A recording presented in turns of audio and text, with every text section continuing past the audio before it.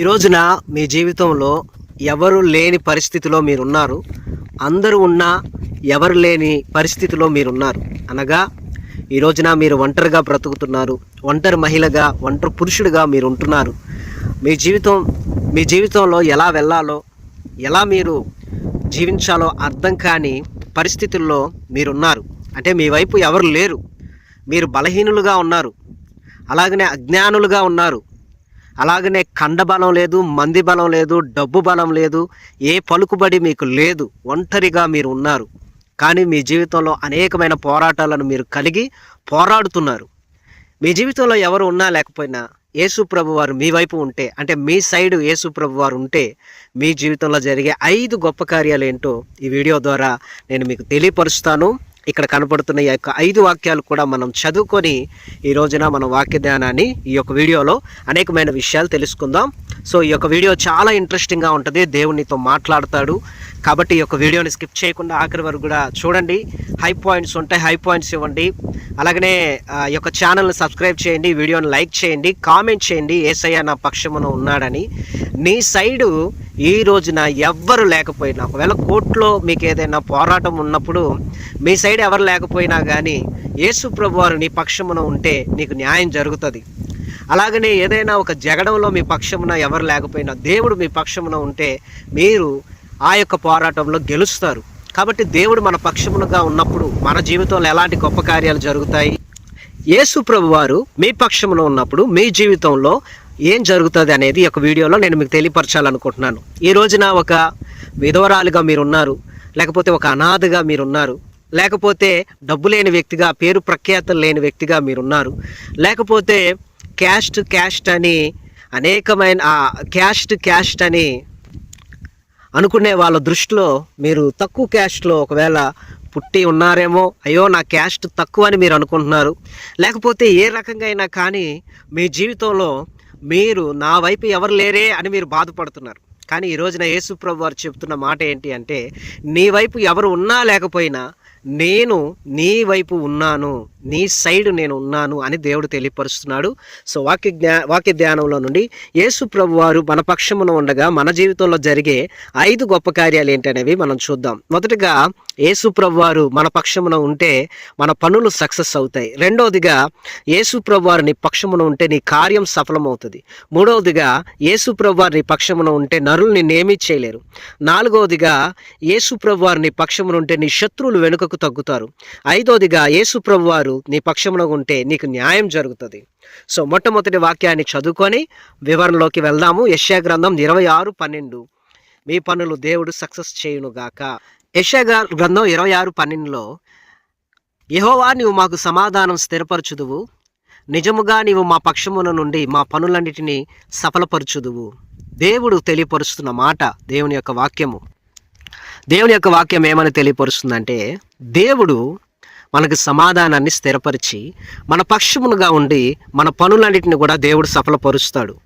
ఈ రోజున మీరు ఎలాంటి పనులను కలిగి ఉన్నా, ఈ రోజున మీరు ఉద్యోగం లేక బాధపడుతున్నారేమో, ఈ రోజున మీరు ఏదైనా పనిని ప్రారంభం చేసి ఆ పనిని ముగించలేకపోయి ఉన్నారేమో. ఇంటి పనిని ప్రారంభం చేశారు కానీ ఆ ఇల్లు అనేది మధ్యలో ఆగిపోయింది. దేవుడు ఆ పనిని సఫలపరచబోతున్నాడు. నీ పక్షమున దేవుడు ఆగిపోయిన నీ ప్రతి పనిని దేవుడు సఫలపరచబోతూ ఉన్నాడు. నీ ఇంటర్వ్యూలో దేవుడు తోడై ఉండి నీ పక్షముగా ఉండి ఆ ఇంటర్వ్యూని దేవుడు సఫలం చేయబోతున్నాడు. నువ్వు రాస్తున్న ఎగ్జామ్స్లో దేవుడు నీ పక్షమున నుండి నీ పనులన్నింటినీ దేవుడు సఫలపరిచి నీకు మంచి ర్యాంక్ వచ్చినట్లుగా, మంచి మార్కులు వచ్చినట్లుగా చేయబోతూ ఉన్నాడు. అలాగనే బ్యాంకులో నీ పని ఏదైతే ఉందో ఆ పనిని దేవుడు సక్సెస్ చేసి ఆ పనిలో సఫలత కలుగు చేసి దేవుడు నీకు సమాధానాన్ని కలుగు చేసి నీకు రావాల్సిన డబ్బులను దేవుడు రప్పించినట్లుగా చేయబోతున్నాడు. యేసు ప్రభు పేరట మీరు ఏ పని చేసినా, అనగా ఒకవేళ దేవుడి పని మీరు చేస్తున్నా ఆ దేవుని పనిలో దేవుడు మీకు తోడుగా ఉండి నీ యొక్క పనినంతటిని కూడా దేవుడు సఫలపరచబోతూ ఉన్నాడు. మొట్టమొదటిగా దేవుడు నీ పక్షమునుగా ఉన్నప్పుడు నీ పనులన్నీ కూడా సఫలపరచబడతాయి. దేవుడు నీ పక్షమున ఉండగా నీ కార్యాలన్నీ కూడా సఫలపరచబడతాయి. కీర్తన గ్రంథం 138వ అధ్యాయం 8వ వచనాన్ని ధ్యానం చేసుకుందాం. కీర్తన గ్రంథం 138 8వ వచనంలో, యెహోవా నా పక్షమున కార్యము సఫలం చేయును, యెహోవా నీ కృప నిరంతరముండును, నీ చేతి కార్యములను విడిచిపెట్టకుము. దేవుడు తెలియపరుస్తున్న మాట ఏమనగా, దేవుని యొక్క వాక్యము, దేవుడు నీ పక్షమున ఉన్నప్పుడు నీ కార్యం అంతా కూడా సఫలమవుతుంది. అనగా నీ యొక్క కార్యాలు ఏవైతే ఉన్నాయో ఆ కార్యాలన్నీ కూడా సఫలమవుతాయి. అనగా మీ ఇంట్లో శుభకార్యాలు జరుగుతాయి, ఘనకార్యాలు జరుగుతాయి, అలాగనే గొప్ప కార్యాలు జరుగుతాయి. అలాగనే అనేకమైన దేవుని యొక్క కార్యాలన్నీ కూడా నీ జీవితంలో సఫలపరచబడతాయి. ఆయన కృప ద్వారా నీ పట్ల ఈ కార్యం జరుగుతుంది. మరి దేవుడు నీ పక్షమున ఉన్నప్పుడు దేవుడు నీ జీవితంలో నీ కార్యములన్నింటినీ కూడా సఫలపరుస్తాడు. ఆగిపోయిన నీ కార్యాలన్నీ కూడా సఫలపరచబడును గాక. రెండవదిగా, దేవుడు నీ పక్షమున తన కార్యమును సఫలము చేస్తాడు. మూడవది కూడా చూద్దాం బైబిల్ గ్రంథంలో నుండి. మూడవది కీర్తన గ్రంథం 118వ అధ్యాయం 6వ వచనంలో, నరులు నిన్ను ఏమీ చేయలేరు. కీర్తన గ్రంథము 118వ అధ్యాయము 6వ వచనం నుండి చూసుకున్నట్లయితే, యెహోవా నా పక్షమున ఉన్నాడు, నేను భయపడను, నరులు నాకేమి చేయగలరు? యెహోవా నా పక్షం వహించి నాకు సహకారి అయి ఉన్నాడు, నా శత్రువుల విషయమైన నా కోరిక నెరవేరుట చూచేదను. చూడండి, దేవుడు నీ పక్షమున వహించి నీకు సహకారిగా ఉన్నాడు. దేవుడు నీ పక్షమున ఉన్నాడు కనుక మీరు భయపడాల్సిన అవసరం లేదు. నరులు నీకేమీ చేయలేరు. దేవుడు మన పక్షమున ఉండగా మనకు విరోధి ఎవడు? ఎంతమంది విరోధులు ఉన్నా, ఎంత గొప్ప పోరాటంలో ఉన్నా, ఏ విరోధమైన కార్యమైనా కానీ దేవుడు నీ పక్షమును వహించి నీ సైడ్ ఉండి నీకు హెల్ప్ చేసి నీ శత్రువుల విషయమైన నీ కోరిక నెరవేరుట మీరు చూచినట్లుగా చేస్తారు. నీ శత్రువులకి మీరు ఏది జరగాలని మీరు కోరుకుంటున్నారో ఆ కోరికను దేవుడు నెరవేర్చి, దేవుడు నీ పక్షమున తన కార్యాన్ని జరిగించి ఆయన నిన్ను ఆశీర్వదిస్తాడు. కాబట్టి దేవుడు నీ పక్షమున ఉన్నాడు కనుక మీరు భయపడకండి. ఏ నరుడు ఎవ్వరు కూడా నిన్ను ఏమీ చేయలేరు. దేవుడు నీకు సహాయం చేస్తాడు. ఆయన నీకు తోడుగా ఉన్నాడు. అలాగనే మరొక వాక్యలేఖనాన్ని మనం ధ్యానం చేసుకుందాం. 4వది కీర్తన గ్రంథం 56వ అధ్యాయం 9వ వచనంలో, నీ శత్రువులు ఎవరైతే ఉన్నారో వాళ్ళు వెనక్కి తగ్గుతారు. కీర్తనలు 56:9. కీర్తన గ్రంథము 56వ అధ్యాయం 9వ వచనం మనం చూసినట్లయితే, నేను మొరపెట్టు దినమున, కీర్తన గ్రంథం 56:9, నేను మొరపెట్టు దినమున నా శత్రువులు వెనుకకు తిరుగుదురు, దేవుడు నా పక్షమున ఉన్నాడని నాకు తెలియను. చూడండి, నువ్వు ఎప్పుడైతే దేవుడికి ప్రార్థన చేస్తావో, దేవుడు నీ పక్షమున ఉండాలంటే, నీ సైడ్ దేవుడు ఉండాలి అంటే ఖచ్చితంగా నీవు మొరపెట్టాలి. ప్రతిరోజు దేవునికి ప్రార్థన చేయాలి. ఎప్పుడైతే నువ్వు ప్రార్థన చేస్తావో నీ శత్రువులు వెనుకకు తిరుగుతారు. అలాగనే దేవుడు నీ పక్షంలో ఉన్నాడని నీకు తెలుస్తుంది. అంటే నీ వైపు ఉన్నాడని నీకు తెలియపరచబడుతుంది. ఎప్పుడైతే నువ్వు ప్రార్థన చేస్తావో ఆ రోజున దేవుడు అద్భుతం చేస్తాడు. కావున మీరు ప్రార్థన చేయడం మానకండి. ప్రార్థన చేసి దేవుని మీద ఆధారపడండి.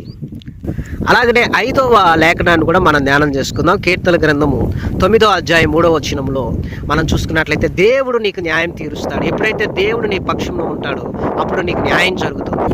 చూడండి, కీర్తన 9వ అధ్యాయం 3వ వచనంలో, నీవు నా పక్షమున వేద్యమాడి నాకు న్యాయం తీర్చుచున్నావు, నీవు సింహాసనవుడు అయి న్యాయమును బట్టి తీర్పు తీర్చుచున్నావు. కాబట్టి నా శత్రువులు వెనుకకు మల్లుదురు, నీ సన్నిధిని వారి జోగుపడి నశింతురు. చూడండి, దేవుడు నీ పక్షమున వేద్యమాడి నీకు న్యాయం తీరుస్తాడు. ఆయన సింహాసనం మీద కూర్చొని నీకు న్యాయాన్ని బట్టి నీకు తీర్పు తీరుస్తాడు. ఈ రోజున అన్యాయానికి గురయ్యావేమో, నీ భార్య, లేకపోతే నీ భర్త, నీ బిడ్డలు, లేకపోతే నీ కుటుంబం, స్నేహితులు, బంధువులు ఎవరైనా కానీ నీ విషయంలో అన్యాయం చేసి నీ దగ్గర నుండి డబ్బులు తీసుకున్నా, స్థలం తీసుకున్నా, పొలం తీసుకున్నా, బంగారం తీసుకున్నా, ఇల్లు వాకిలు ఏదైనా తీసుకున్నా, నీకు అన్యాయం ఎక్కడైతే జరిగిందో దేవుడు చెప్తున్నాడు, నీ పక్షమున వేద్యమాడి, అంటే నీకు ఎవరైతే అన్యాయం చేశారో వాళ్ళతో దేవుడు గొడవ పెట్టుకొని నీ పక్షమున నీకు న్యాయం తీరుస్తాడు. న్యాయాన్ని బట్టి దేవుడు నీకు తీర్పు తీరుస్తాడు. వాళ్ళు నాశనం అవునట్లుగా, వాళ్ళు జోగుపడి నశించినట్లుగా దేవుడు చేస్తాడు. కనుక మీరు దిగులు పడకండి. దేవుడు నీ పక్షమున వేద్యమాడి నీకు న్యాయము తీర్చును. కాబట్టి దేవుడు నీ వైపు ఉన్నప్పుడు నీ జీవితంలో జరిగే 5 కార్యాలు ఏంటో తెలుసుకున్నావు. నీ పనులు సక్సెస్ అవుతాయి, మీ కార్యాలు సఫలమవుతాయి, నరులు నిన్నేం చేయలేరు. నువ్వు ప్రార్థన చేసినప్పుడు దేవుడు నీ పక్షాన ఉంటాడు. అప్పుడు నీ శత్రువులందరూ వెనక్కి వెళ్ళిపోతారు. దేవుడు నీకు న్యాయం తీరుస్తాడు. కాబట్టి దేవుడు నీ పక్షంలో ఉండాలంటే మారు మనసు పొందుకొని, బాప్తిసం తీసుకొని, ప్రతిరోజు ప్రార్థన చేస్తూ, వాక్యం చదువుతూ, ఆయన ఆజ్ఞలను పాటిస్తే తప్పకుండా ఆయన నీ పక్షమున ఉంటాడు. నీ పక్షమునే ఉన్నాడు, నీ వైపే ఉన్నాడు, నీకు నీడగా ఉన్నాడు, నీ చేయి పట్టుకొని ఉన్నాడు. ఆయన నీకు సహాయం చేస్తాడు. కళ్ళు మూసుకొని కొరకు ఒక చిన్న ప్రార్థన చేస్తాను. ప్రభువా, ఎవరైతే ఈ యొక్క వాక్యాన్ని విన్నారో వారిని, వారి కుటుంబ సభ్యులను దీవించి ఆశీర్వదించి నీ మహిమతో నింపి బలపరిచి నీ బిడ్డల పట్ల బలమైన కార్యం జరిగించి, అయా నీ బిడ్డ పక్షాన మీరు ఉండి న్యాయం తీర్చి, అయా నీ బిడ్డ యొక్క శత్రువులు నశించినట్లుగా చేయమని, నీ కృపలో భద్రపరచమని యేసు నామమున పేరట అడుగుతున్నాం తండ్రి, ఆమేన్. ఈ వీడియో మీకు నచ్చినట్లయితే లైక్ చేయండి, షేర్ చేయండి, కామెంట్ చేయండి. యేసయ్య నా పక్షమున ఉన్నాడని కామెంట్ చేయండి. హై పాయింట్స్ ఉంటే హై పాయింట్స్ ఇవ్వండి. అలాగే డిస్క్రిప్షన్ చెక్ చేయండి, నా నెంబర్ ఉంటుంది. ఏమైనా ప్రార్థన అవసరం ఉంటే కాల్ చేయండి. God bless you.